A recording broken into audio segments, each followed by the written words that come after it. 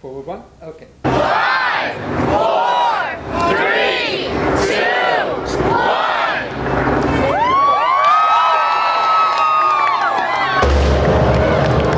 Okay, that's out of the way. Tēnā koutou katoa, ko New Jersey, tēnā te whenua tupu, ko Otapoti te kāinga, he kaitatari kai whakamahi o I te Puna Mātauranga o Aotearoa, ko Michael Lascarides, tōko ingoa, tēnā koutou katoa. I'm Michael.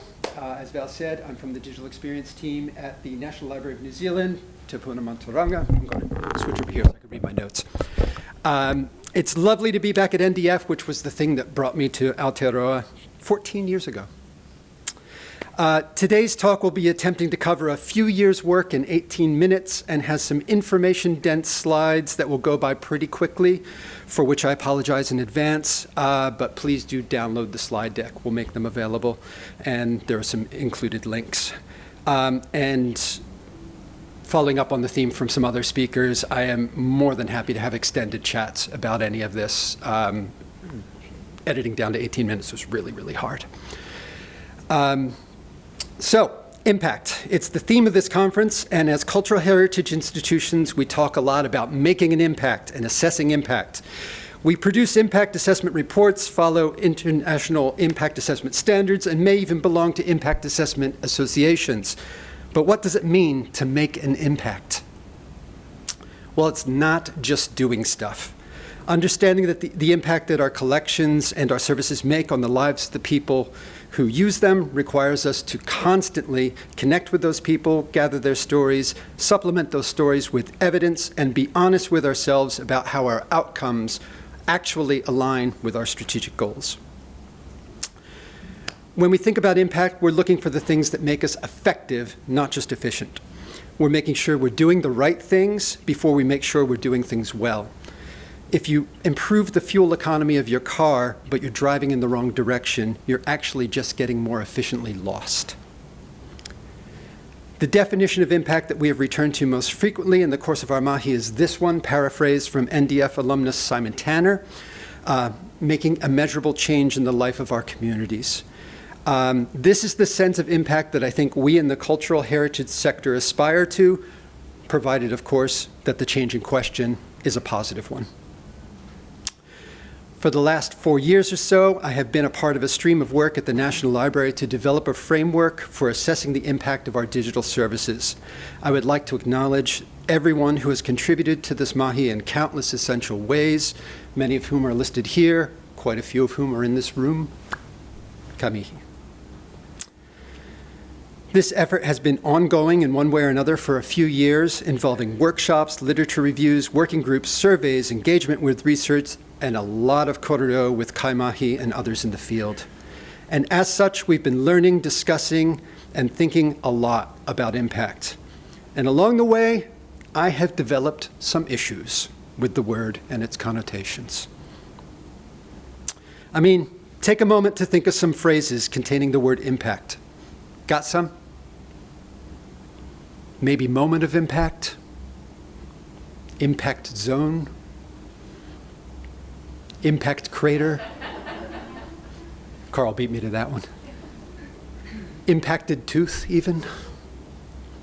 The loudest, squarest font available on your computer is called Impact, best known as the official shouty all-caps meme font.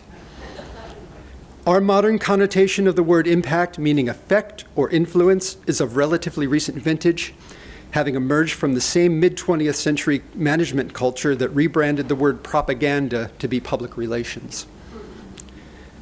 Before 1900, appearances of impact in papers past are most often found in articles about the Royal Navy testing the ability of various New Zealand native hardwoods to withstand cannonball fire. It is a word whose synonyms are full of violence and colonial power. It implies an impactor and an impactee. The kind of interaction it evokes is of a sudden, accidental, and possibly non-consensual nature. When we strive to make a change in our communities, we do our best to ensure that that change is positive, long-lasting, and made in collaboration with them. Perhaps I am naive, but I do not feel that this is a goal that may be best achieved through the application of artillery fire. So if we want to build that richer, gentler, more lasting sense of impact, what's the approach? We chose to start from stories. Hearing people's stories of how our resources and our services made an impact on their lives makes our assessment come alive. From writing your first book to finding your grandparents' wedding announcement in a newspaper. I mean, if I throw out a big dumb number like this one, it makes a certain kind of bureaucratic impression, but it doesn't leave a lot of room for connection. However, if I tell you about how I used your website to find a newspaper article that verified our old family story about the time that Grandma charmed her way out of a fraud conviction for fortune-telling in 1938, that makes another kind of impression entirely. Just like the warehouse at the end of Raiders of the Lost Ark, we care way more deeply about the fact that there are 500,000 stories once we have experienced one of those stories in detail. A single story, wonderful on its own, but what would be truly powerful would be to build context around that story. What kind of context? How about collecting many stories, grouping them into a theme, noting which of our services or collections made that story possible, and which of our audience segments those stories represent. We could also use quantitative metrics to indicate how many similar stories there are likely to be. And taking a broader view, we can note which of our strategic goals might be achieved through this kind of impact, and to what degree.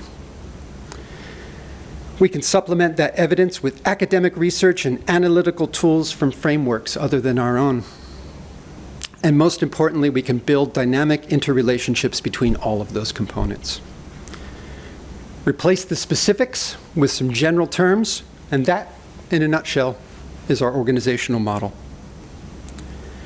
The more time we have spent with this model, the more we've noticed that the left side seems naturally more operational and measurable in many ways, while the right side is more conceptual and aspirational. In our model, you can't actually get from the strategic goals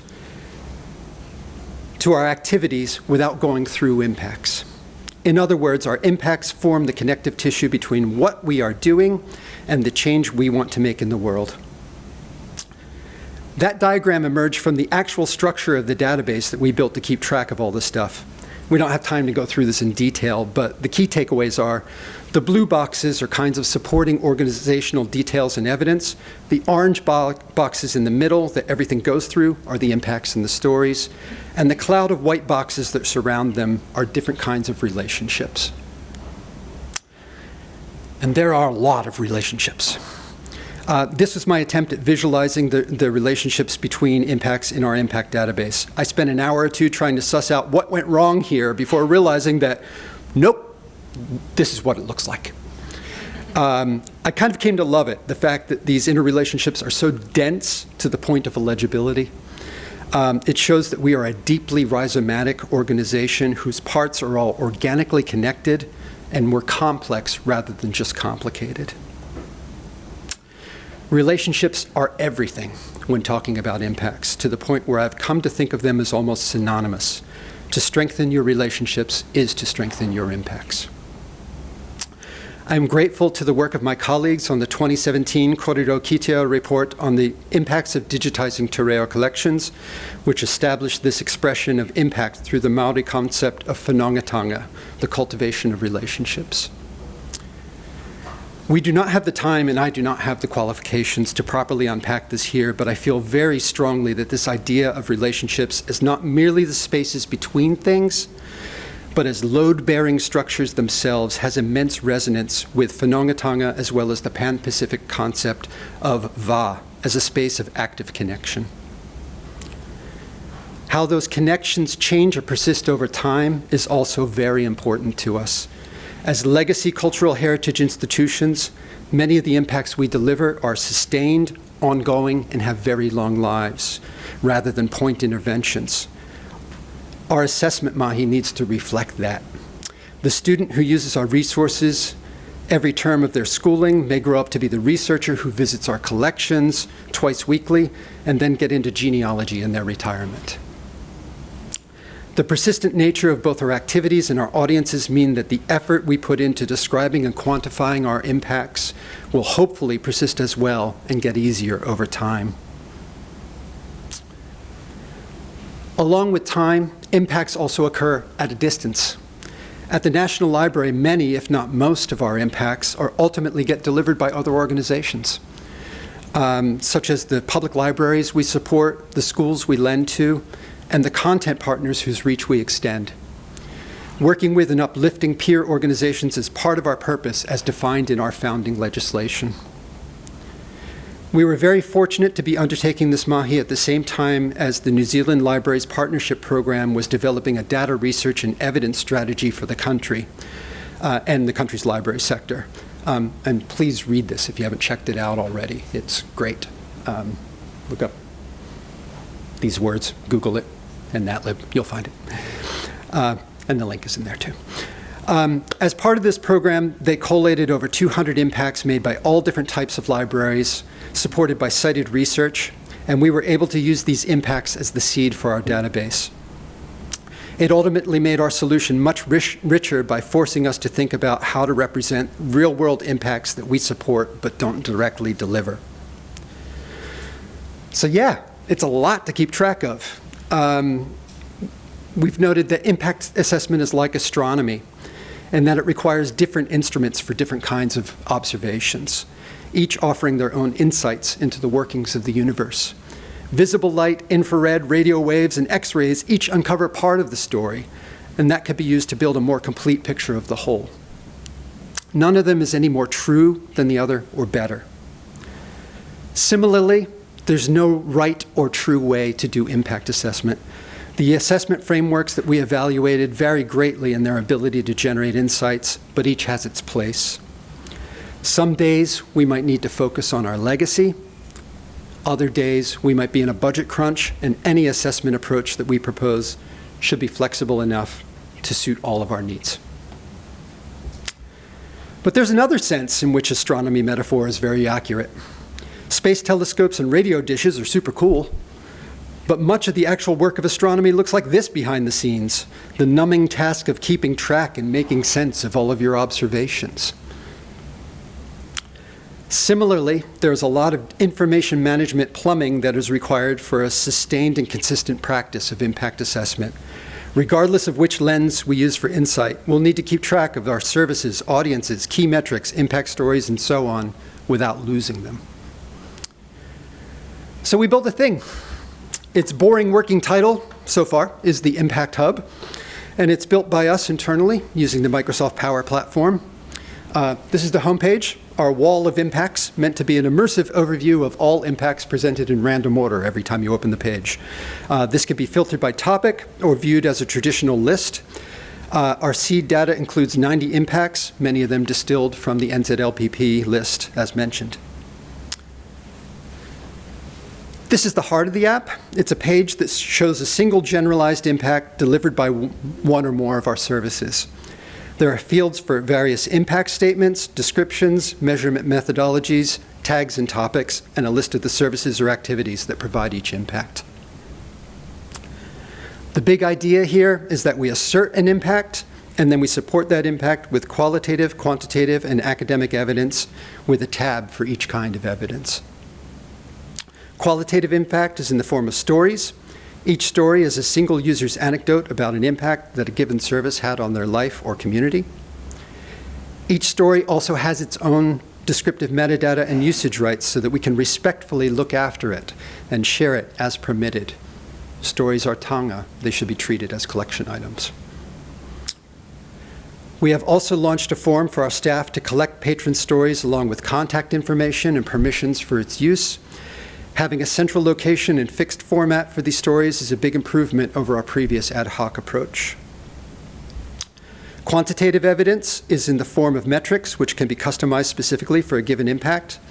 These metrics are tied into Microsoft Power BI for extremely rich and interactive visualizations. Academic citations can be connected to each impact. We added this feature quite late in the project since the NZLPP impacts we used for seed data were very thoroughly cross-referenced, and we wanted to honor that mahi and put it to good use. Once we implemented it, however, we realized that this is a really great place to keep other easily forgotten forms of evidence, such as internal reports, articles on the web, and links to internal documents.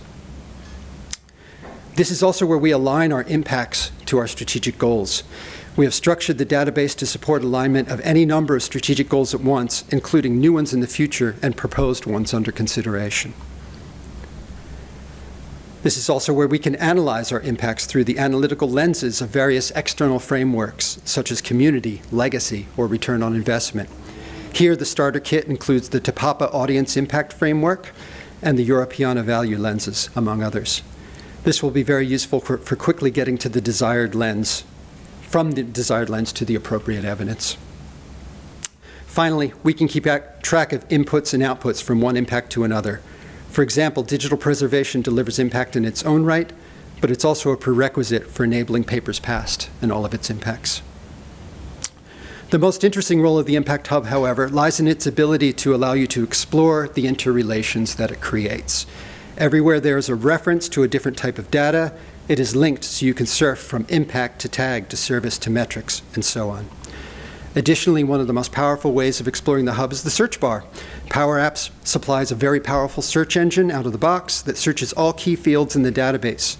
Entering a term like safe space, or student achievement, or te reo will return related impacts, tags, strategies, stories, and more.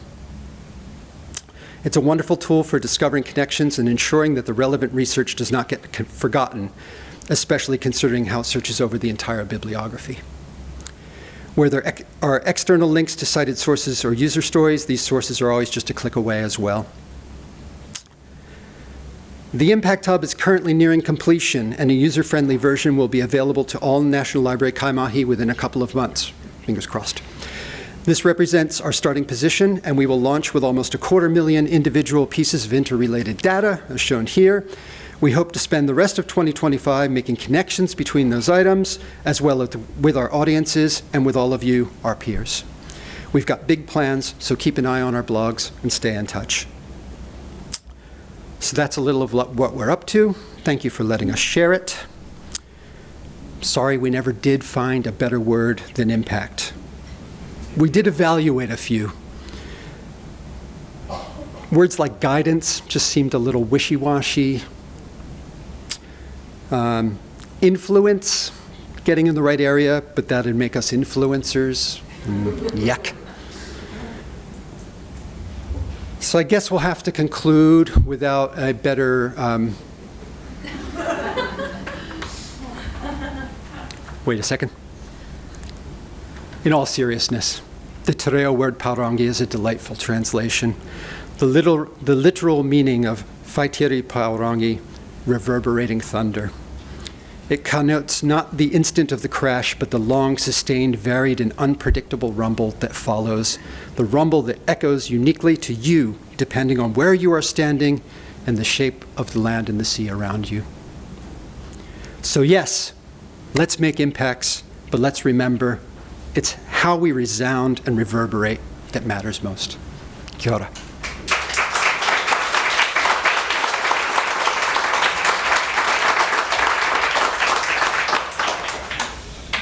Thank you so much, Michael. That was really, really wonderful.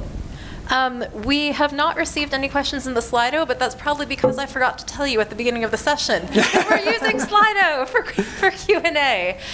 So if you do have a question, feel free to type it in, or alternately, I can walk over to you with a microphone, but we probably only have time for about one question. So if anybody has anything burning, oh, Lucy, put your hand up quick. Perfect. Kia ora, Michael. Thank you so much. There's so much there that I want to use. The question ties into the koha talk before. Have you got any sense of what there might be in the open source space that would work as well as all the Microsoft Power stuff? I had a feeling. Microsoft. We are... The Microsoft Power Apps is a necessary evil at this point internally. We're a Microsoft shop. This is an internal tool that we're trying to build with internal resources, and we do not have the budget to sort of like do a security review of a freestanding tool and ensure that the budget is there. I have been an open source person and advocate my entire working life. And I gotta admit, I kind of like Power Apps. It's a cool tool. I wish it wasn't a Microsoft platform. I wish there was something equally easy and accessible and affordable that we could use in terms of the tech. However, I will say that the data that we're keeping inside of it is absolutely something that we would like to share widely. Having had the NZLPP pass on their list of impacts to us, which we kind of were able to adapt and adjust and reuse, was immensely helpful, and I would love to be able to pass that mana on to other organizations. So I'm really looking forward to getting the building part done and getting out into the sharing and the korero over the next year. So if your organization is interested in either collaborating on something or learning from it, please find me or contact us after the conference. Kia ora. Thank you so much, Michael. So that is actually all the time we have. There are a couple of questions in the Q&A, so maybe we'll take a look and see if we can answer those, and Michael will be around as well in tea break. So do join me in thanking Michael again. Thank you so much. Thank you very much.